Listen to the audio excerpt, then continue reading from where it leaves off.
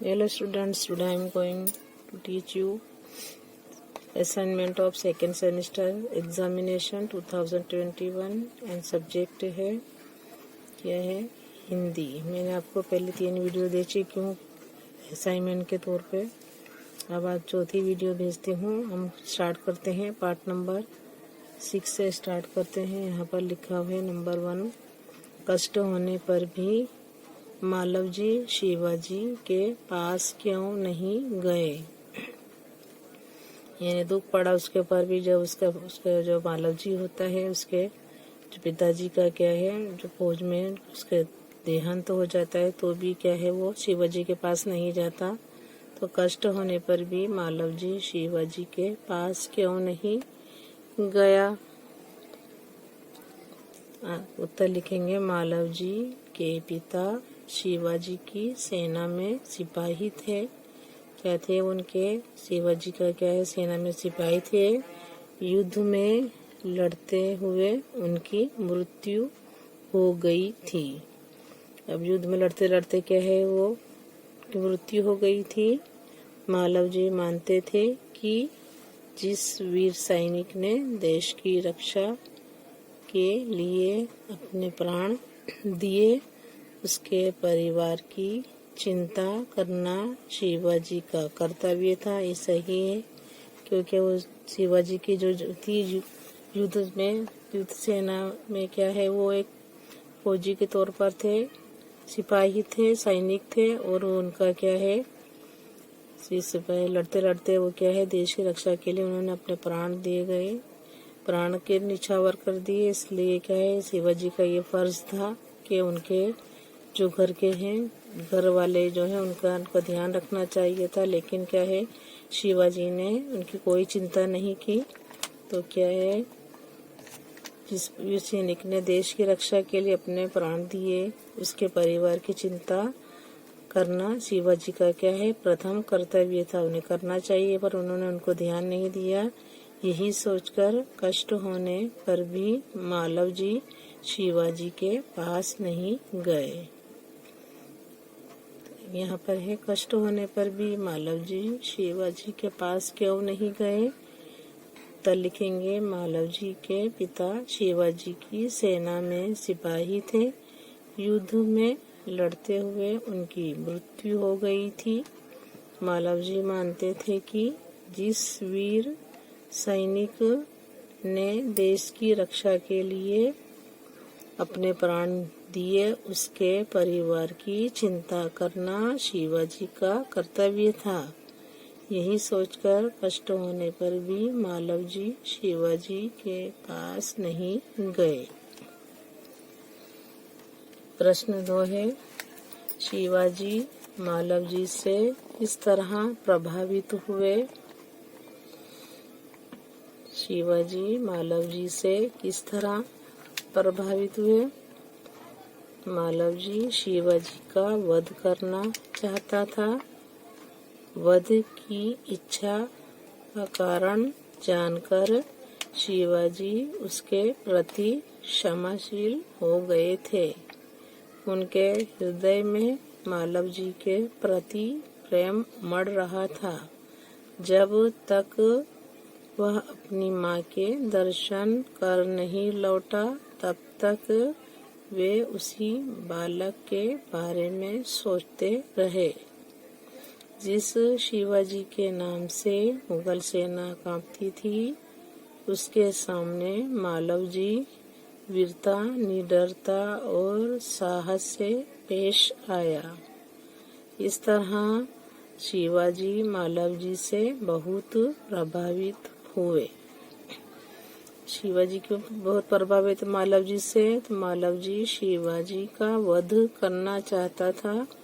वध की इच्छा का कारण जानकर शिवाजी उसके प्रति क्षमाशील हो गए थे। उनके हृदय में मालव जी के प्रति प्रेम उमड़ रहा था। जब तक वह अपनी माँ के दर्शन कर नहीं लौटा तब तक वे उसी बालक के बारे में सोचते रहे जिस शिवाजी के नाम से मुगल सेना कांपती थी। उसके सामने मालव जी वीरता, निडरता और साहस से पेश आया। इस तरह शिवाजी मालव जी से बहुत प्रभावित हुए।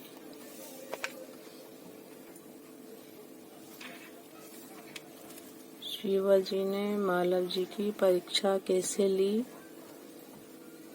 उत्तर लिखेंगे, शिवाजी ने मालव जी को मृत्युदंड देने का दिखावटी भय दिखाया।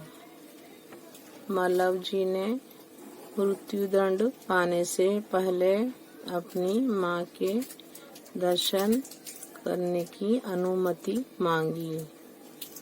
उसने प्रतिज्ञा की कि वह मां के दर्शन कर अवश्य जल्दी लौट आएगा। शिवाजी उसकी परीक्षा लेना चाहते थे।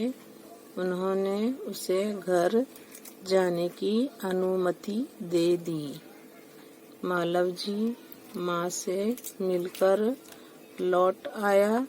इस प्रकार शिवाजी ने मालव जी की परीक्षा ली। शिवाजी ने मालव जी की परीक्षा कैसे ली? शिवाजी ने मालव जी को मृत्युदंड देने का दिखावटी भय दिखाया। मालव जी ने मृत्युदंड पाने से पहले अपनी मां के दर्शन करने की अनुमति मांगी। उसने प्रतिज्ञा की कि वह मां के दर्शन कर अवश्य जल्दी लौट आएगा। शिवाजी उसकी परीक्षा लेना चाहते थे। उन्होंने उसे घर जाने की अनुमति दे दी। मालव जी मां से मिलकर लौट आया। इस प्रकार शिवाजी ने मालव जी की परीक्षा ली। प्रश्न 4 है, अपनी हत्या के बारे में शिवाजी ने कौन कौन सी शंकाएं व्यक्त की? अपनी हत्या के बारे में शिवाजी ने कौन कौन सी शंकाएं व्यक्त की?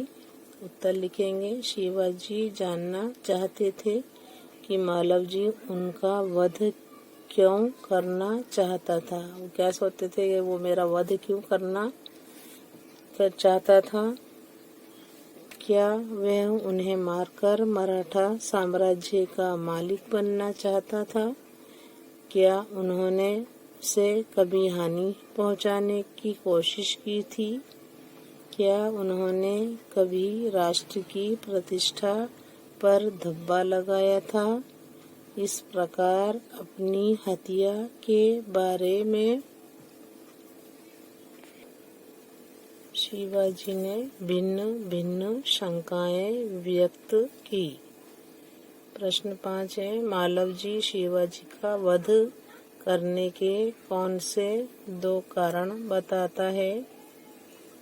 मालव जी शिवाजी का वध करने के कौन से 2 कारण बताता है?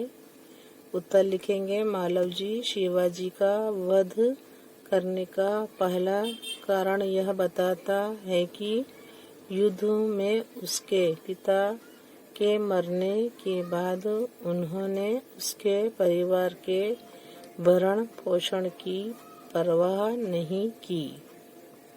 दूसरा कारण यह था कि धन के अभाव से वह और उसकी मां भूखे मर रहे थे। उसी समय एक सैनिक ने उसे शिवाजी की हत्या पर एक सैनिक ने उसे शिवाजी की हत्या करने पर धन देने का लालच दिया। यानी क्या है, जब उसके पिताजी दुनिया में नहीं रहे तो शिवाजी ने उनकी कोई चिंता नहीं की।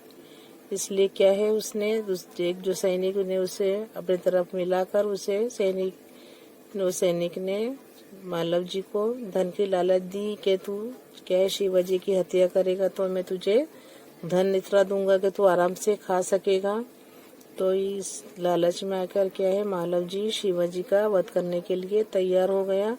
तो यहाँ है मालव जी शिवाजी का वध करने के कौन से 2 कारण बताता है, शिवाजी को बताता है, 2 कारण बताता है। तो मालव जी शिवाजी का वध करने का पहला कारण यह बताता है कि युद्ध में तो उसके पिता क्या है कि मरने के बाद उन्होंने उसके परिवार के भरण पोषण की परवाह नहीं की।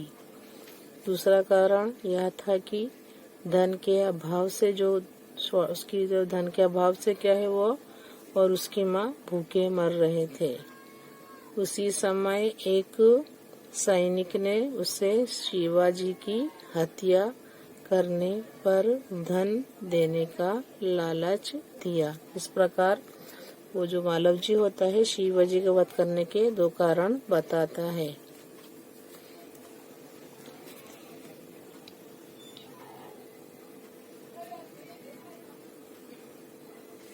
पार्ट 8 है। 1 नंबर क्वेश्चन नंबर 1 है, क्या हमें हर प्रसंग और हर जगह पर हंसते रहना चाहिए? कारण सहित बताना है हमें कि हमें हर जगह हर प्रसंग पर हंसते ही रहना चाहिए। अच्छी बात है ये। उत्तर लिखेंगे, हंसना तभी उचित है। कब हंसना चाहिए हमें? जब कोई हंसने वाली बात हो। हमारा व्यवहार क्या है, प्रसंगानुकूल होना चाहिए। हर प्रसंग पर और हर जगह हंसना क्या होता है, मूर्खता, अशिष्टता और पागलपन का सूचक है। हमें हर जगह हंसते नहीं रहना चाहिए। जहाँ हंसने वाली बात है वहीं पर हमें हंसना चाहिए, और बगैर हंसने वाली बात पर हम हंसेंगे तो लोग हमें क्या समझेंगे, मूर्ख समझेंगे और पागल समझेंगे। तो इसलिए क्या है, हमें हर प्रसंग पर हंसना चाहिए, हंसते रहना चाहिए। ऐसा नहीं है तो हंसना तभी उचित होता है जब कोई हंसने वाली बात हो। हमारा व्यवहार क्या है, प्रसंग अनुकूल होना चाहिए। प्रसंग जो होता है उसके अनुकूल होना चाहिए। हर प्रसंग पर और हर जगह हंसना क्या है, मूर्खता, अशिष्टता और पागलपन का सूचक है। पाठ 9 है। 1 नंबर का प्रश्न है, आपको टीवी का कौन सा कार्यक्रम सबसे ज्यादा पसंद है? आप टीवी देखते हो ना, तो आपको टीवी पर कौन सा कार्यक्रम सबसे अच्छा लगता है, ज्यादा पसंद है? हम उत्तर लिखेंगे, मुझे सोनी चैनल पर आने वाला टीवी का कार्यक्रम पेट्रोल क्या है, क्राइम पेट्रोल जो होता है, टीवी का क्राइम पेट्रोल कार्यक्रम बहुत पसंद है। क्या है, मुझे सोनी चैनल पर आने वाला टीवी का क्राइम पेट्रोल कार्यक्रम बहुत पसंद है। क्यों पसंद है? क्योंकि इस कार्यक्रम में समाज में बनने वाली अपराध की घटनाओं का वास्तविक और रोचक निरूपण किया जाता है। इसमें यह भी बताया जाता है कि पुलिस गुनहगारों को किस प्रकार पकड़ती है। यह कार्यक्रम हमें कई तरह से सावधानी क्या है रखने की शिक्षा भी देता है। 2 नंबर है, आप टीवी पर शिक्षा संबंधी कौन कौन से कार्यक्रम देखते हैं? 2 नंबर का प्रश्न है, आप टीवी पर शिक्षा संबंधी कौन कौन से कार्यक्रम देखते हैं? उत्तर लिखेंगे, मैं सुबह के है 10 बजे से जो 10:30 आधे घंटे तक आता है बजे तक DD11 गुजराती पर विद्या दर्शन कार्यक्रम देखती हूँ।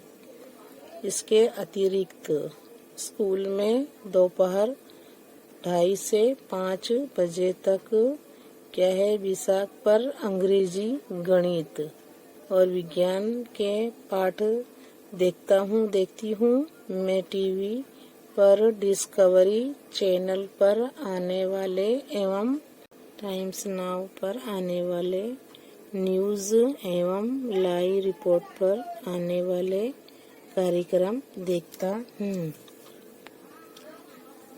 अब हम आते हैं एक एक वाक्य के प्रश्न उत्तर पर। यहाँ काव्य एक है, जो बेटी है काव्य एक है। प्रश्न एक है, बेटी किस लिए मेहनत करेगी।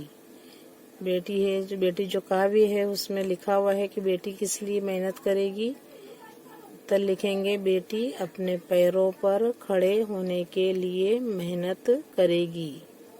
बेटी अपने पैरों पर खड़े होने के लिए मेहनत करेगी।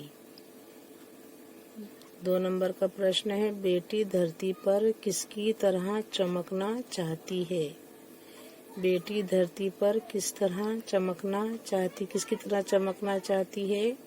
उत्तर लिखेंगे, बेटी धरती पर चांद की तरह चमकना चाहती है। बेटी धरती पर चांद की तरह चमकना चाहती है। प्रश्न 3 है, दुनिया के समझने के लिए बेटी क्या करेगी। दुनिया को समझने के लिए बेटी क्या करेगी। उत्तर लिखेंगे, दुनिया को समझने के लिए बेटी पढ़ लिख कर अपनी बुद्धि का विकास करेगी। दुनिया को समझने के लिए बेटी पढ़ लिख कर अपनी बुद्धि का विकास करेगी। प्रश्न 4 है, बेटी कब नाचेगी और गाएगी। बेटी कब नाचेगी और गाएगी। बेटी अपनी मंजिल पर पहुंचकर नाचेगी और गाएगी।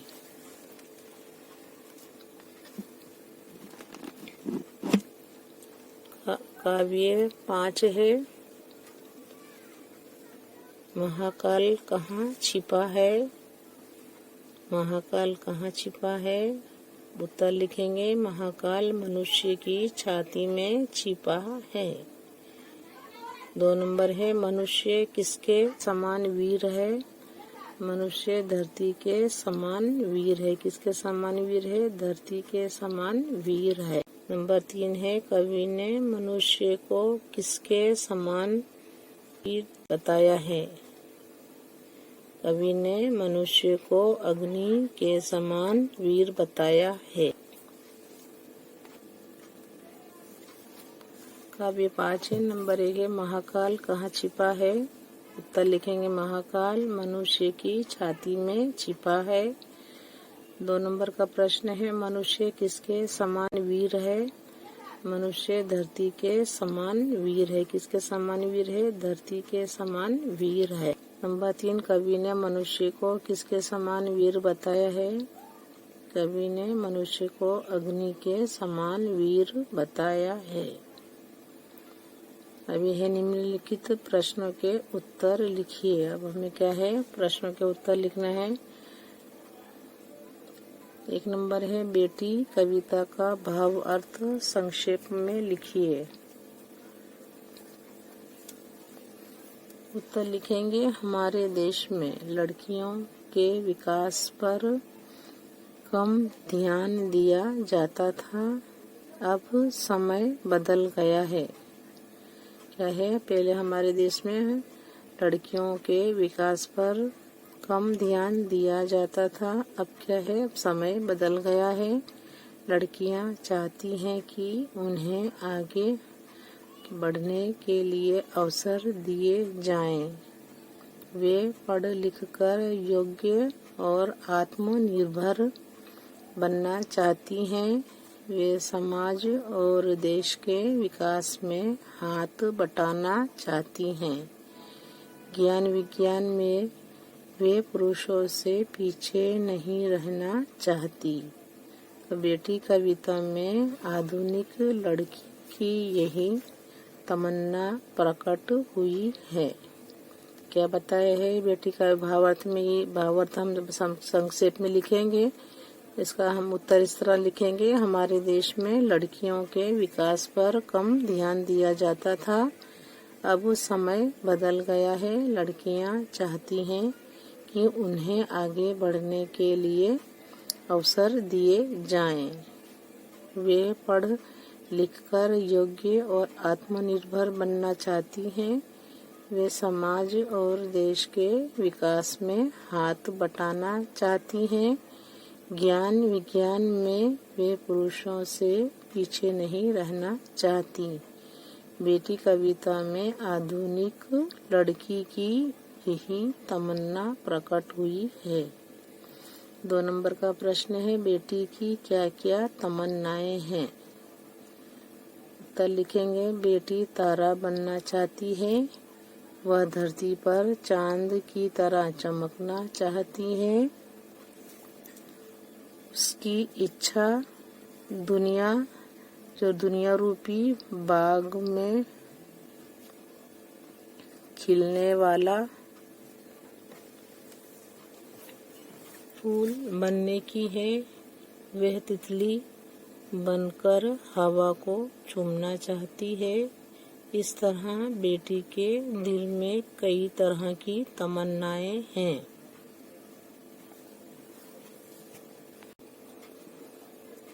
प्रश्न 3 है, बेटी की तरह आप किसी का सहारा बनने के लिए क्या क्या करेंगे? आप क्या क्या करेंगे? तो बेटी का हम उत्तर लिखेंगे, बेटी की तरह मैं किसी का सहारा बनने के लिए पहले स्वयं को सहारा देने लायक बनाऊंगी। मैं खूब पढ़ूंगा और फिर धन कमाऊंगी। धन से मैं दूसरों की मदद करूंगी। मैं गरीब विद्यार्थियों की पढ़ाई लिखाई में पूरी मदद करूंगी। लाचार मरीजों के इलाज का प्रबंध करूंगी। बेरोजगारों को कोई न कोई काम दिलाऊंगी। इस तरह दूसरों को सहारा देने की मैं पूरी कोशिश करूंगी।